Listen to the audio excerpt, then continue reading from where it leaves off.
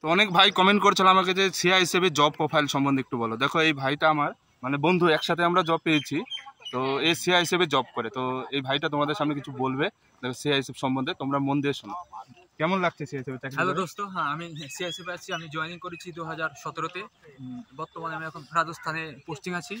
সিআইএসএফে চাকরি মানে প্যারামিলিটারির মধ্যে যত ফোর্স আছে তাদের মধ্যে তুমি ভালো বলতে পারো, এই কারণ তুমি এখানে ফ্যামিলির আকারে এটা পাবে।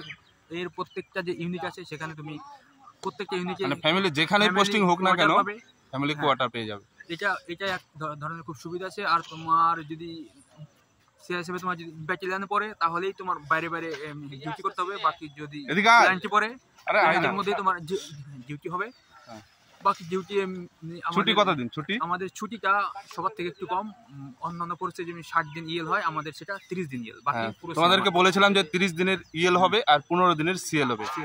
তো দেখো ওই ভাইয়ের মুখ থেকে শুনতে পাচ্ছ সেম ছুটি হবে, ঠিক আছে। আর এসএসসি শুধুমাত্র সিআইএসএফ বাদ দিয়ে যত প্যারামিলিটারি ফোর্স আছে কিন্তু 75 থেকে 80 দিন ছুটি পাবে। আর সিআইএসএফে তুমি 45 থেকে 50 দিন ছুটি পাবে, বাট তুমি 13 মাসে কিন্তু স্যালারি পাবে, ঠিক আছে। 13 মাসে স্যালারি তো দিয়ে দাও। আর ফ্যামিলি পারমিশনে মানে যেখানে পোস্টিং হোক না কেন সেখানে পেয়ে যাবে। হ্যাঁ, ফ্যামিলি পারমিশন পেয়ে যাবে। তো কেমন লাগছে চাকরিটা? খুব ভালো লাগছে তো? চাকরি খুব ভালো, তোমরা চেষ্টা চালিয়ে যাও, ঠিক আছে।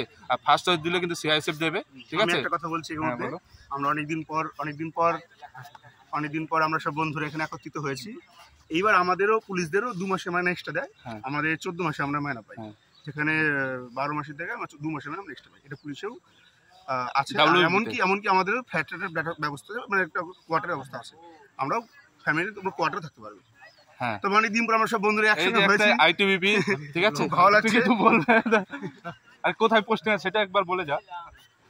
ঠিক আছে বন্ধুরা, সব তোমরা ভালো থেকো আর সবাই চেষ্টা চালিয়ে যাও, ঠিক আছে। হাল ছেড়ো না, ঠিক আছে। আমার একটা বন্ধু 7 বার চেষ্টা করার পর তারপরে কিন্তু আজ কলকাতা পুলিশে জব করছে, ঠিক আছে। তো তোমরা চেষ্টা চালিয়ে যাও, হাল ছেড়ো না, ঠিক আছে। তো সবাই ভালো থাকবে, সবাই শরীরের যত্ন দেবে। জয় হিন্দ, বন্দে মাতরম।